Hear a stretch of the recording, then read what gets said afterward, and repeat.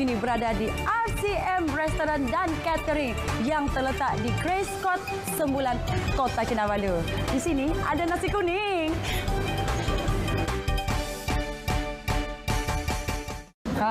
Sekarang saya berada di restoran ini. Memang cantik, dekorasi dia memang unik. Termasuklah makanannya memang menyelerakan. Encik Syarul merupakan pengurus besar restoran. Terangkan apakah konsep restoran ini? Konsep restoran ini kita makanan Asia dan makanan Barat. Yang kita nampak kita ada nasi kuning, oxtail asam pedas. Ini kambing panggang dengan black pepper sauce lah. Dan kita ada salmon panggang. Grill. Salmon panggang. Dan ini ialah herbal chicken dengan spaghetti. Memang menyelerakan. Menyelerakan, ya betul. Pak pun dah lapar. Manakala dengan air? Okey, air kita ini, ada ini ialah Oreo milkshake. Kita ada yam blended. Lepas tu kita ada watermelon juice. Watermelon juice lah. Ya. Bagaimana pula dengan masa beroperasi? Kita beroperasi pada pukul 11.30 pagi hingga 11.30 malam. Setiap hari Isnin dan Sabtu hingga Sabtu. Jadi kan Syarul, bila saya tengok macam gini, terutama sekali yang nasi kuning ni nasi kan. Kuning, Yang ini sebenarnya makanan favourite saya. Kegemaran. Jadi saya rasa saya nak cuba. Boleh, silakan. Boleh? Ya, silakan. Saya suka sini makan kadang-kadang mi honsu. Sebelah sini makanan western food dengan pasta juga. Okay, saya selalu datang sini. The food here is very nice and delicious, especially the ayam penyet. I love it and introduce a lot of friends of mine. Inilah dia 3 hidangan paling popular di restoran ini. Bila saya tengok je nasi kuning ni, saya dah jatuh hati kerana rindu saya terhadap nasi kuning Sandakan terjalin kembali. Itulah dia. Selalunya nasi kuning ni terkenal di Sandakan dan juga Tawau. Kalau di area Kota Kinabalu ni susah sebenarnya nak cari nasi kuning yang lagi-lagi yang persis seperti Sandakan dan juga Tawau. Kalau nasi kuning ni selalu kita masak dengan menggunakan kunyit segar kan, dicampurkan dengan santan.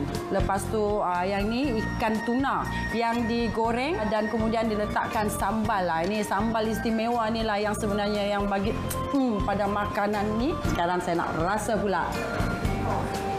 Inilah dia kesedapan yang tidak terkata. Anda semua kena datang ke sini sebab dengan rasa sambal dia tu, rasa manis-manis, pedas-pedas, sedikit masam, memang sesuai lah bila kita makan dengan nasi kan. Nasi ni walaupun dia kuning tapi dia tak adalah rasa. Kita rasa dia macam berlemak je lah. Sebab itulah saya kata bila makan nasi kuning ni kan, sambal dia tu, sambal sangat-sangatlah penting dalam penyediaan makanan ini. Untuk makanan ni saya nak bagi 10 bintang. Anda semua kena datang sini untuk rasai sendiri nasi kuning ini. Saya makan ni nasi kuning. Rasa dia boleh tahan, sedap. Ada pedas-pedas sikit dan ada keropok, ada timun dua. Tapi memang sedap lah. Sekarang tibalah masanya untuk hidangan yang seterusnya. Kalau kita tengok sini, dengan presentation dia macam ni, nampak cozy, nampak macam mahal, nampak menyelerakan. Tak lain dan tak bukan asam pedas oxtail ataupun asam pedas ekor lembu.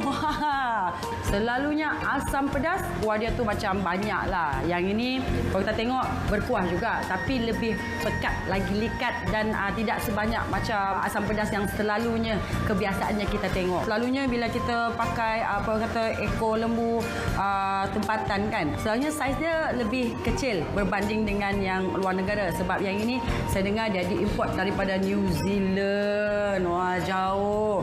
Memang special, istimewa hidangan di sini. Sekarang kita rasa. Isi dia ni memang lembut. Kalau bila kita cakap pasal ekor, kena hati-hati. Sebab bila kita makan, kadang-kadang isi dia tu susah untuk orang kata ditanggalkan daripada tulang dia tu kan.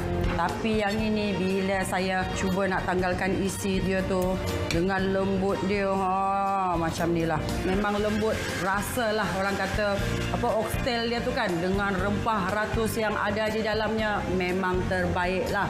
Anda semua kena datang sini untuk rasa sendiri. Kalau tak datang, tak rasa memang menyesal. Itu dia. Tadi we makan tu oxtail asam pedas, very soft and it's not tough. Highly recommended, very nice. Thank you.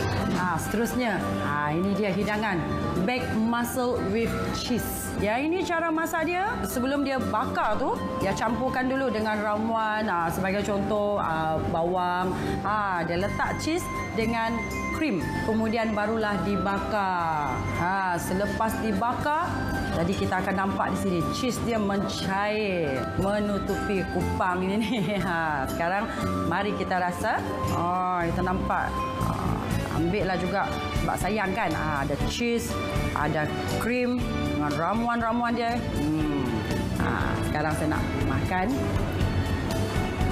Rasa kupang tu memang segar.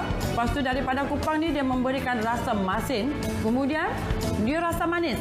Rasa manis ni adalah daripada fresh cream ataupun krim segar yang digunakan ketika hendak di-bake tadi kan, ataupun masa dibakar tu kita letakkan sekali. Anda sendiri kena datang ke sini untuk merasai sendiri makanan hebat ini. Saya ada 4 lagi di sini dan sementara saya nak habiskan ini, anda semua jangan ke mana-mana kerana selepas ini saya akan membawa anda untuk berjumpa dengan Chef Mansur untuk mengetahui apakah resepi etnik kita hari ini. Jangan ke mana-mana. Sayang.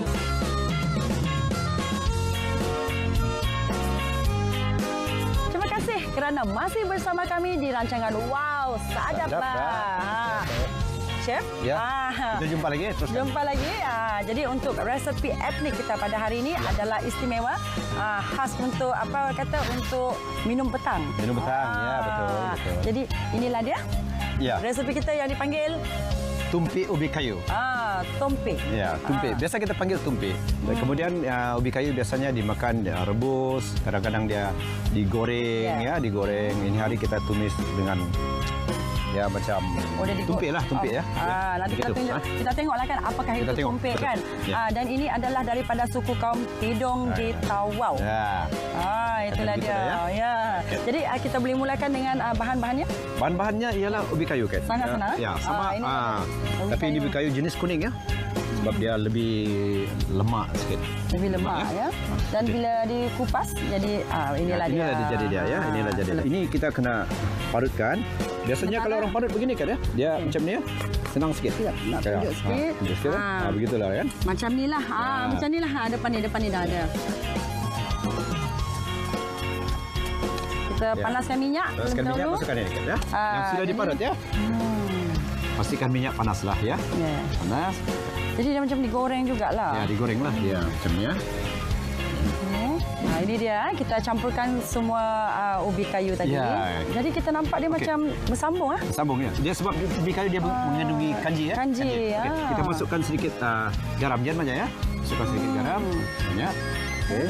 Kemudian kita masukkan kelapa parut ya. Kelapa parut. Okey, campur ya. Jadi kita pastikan dia di bawah dia sudah masak. Dia macam nampak macam pizza sikit. Macam pizza. Ya, ini dia. Kalau kita tengok dia melekat. Dia melekat ya. Ya, kalau dia masak dia melekat ya. Kalau kita tengok ya, dekat atas tu kelapa parut kan. Yang ini yang telah dicampurkan dengan sedikit garam. Ya, sementara menunggu itu masak. Jadi kita ada sedikit ikan masin sini. Ini dia tunjuk sikit. Kita menggunakan apa-apa jenis ikan lah. Jadi tidak kisah Tidak kisah ya. Mengikut cita rasa. Jadi sementara itu kita tengok sebelah dia ya. Tengok dia dah mula melekat. Kita ada merasa macam kelapa-kelapa juga lah. Macam sebab dia macam kira ada santan kan. Ya, ada lemak sikit lah. Kita gunakan yang kuning, dia berlemak. Tapi sekarang ni Chef, macam mana saya nak tahu dia kuning ke, dia putih ke di dalamnya? Ada cara tengok. Ya, betul. Dia lebih daripada coklat brown sikit. Okey, brown. Kalau dia kuning. Kalau dia putih selalunya? Yang putih itu yang hitam sikit. Dia ada hitam sikit ya. Begitu. Jadi kalau isinya adalah kuning, di luarnya nampak seperti coklat-coklat sikit. Tapi kalau yang putih di luarnya selalunya berwarna gelap. Dari segi perbezaan rasa, ada beza tak Chef? Yang dengan kuning putih? ni dia lebih manis macam manis satu. Kemudian dia ada lemak. Lemak sikit. Manakala yang putih selalunya dia kurang sikit lah rasa dia kan.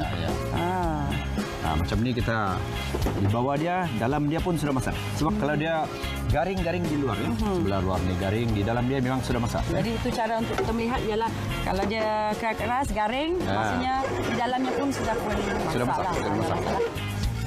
Tengok kan? Ya. Ini telah pun siap Ini hidangan ini ya. Sudah siap. Boleh nampak ya? Ini nampak. Garing di atas ya.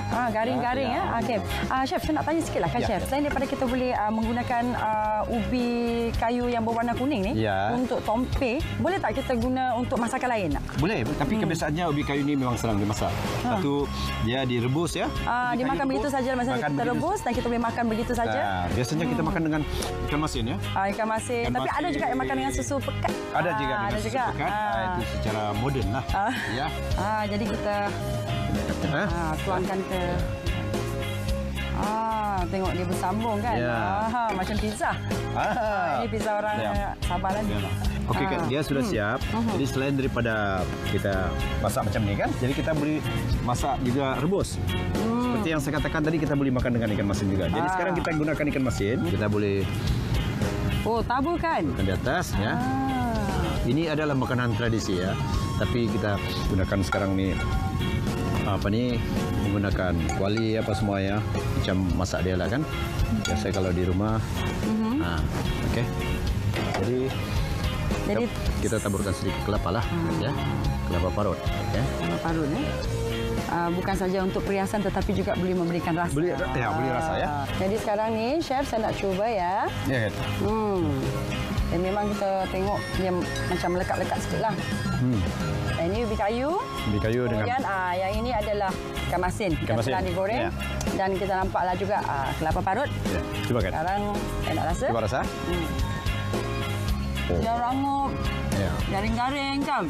Dengan ikan masin dia. Ikan masin. Memang wow, sadap lah. Seperti kata tadi untuk minum petang. Petang kan. Kalau di Sabah ni kita minum dengan kopi tenom lah kan. Kopi tenom. Tenom. Kau. Dan juga kepada penonton di rumah, jangan pergi ke mana-mana kerana saya ingin membawa anda untuk melihat makanan laut yang sedap di Kota Kinabalu ini. Hanya di Wow Sadap.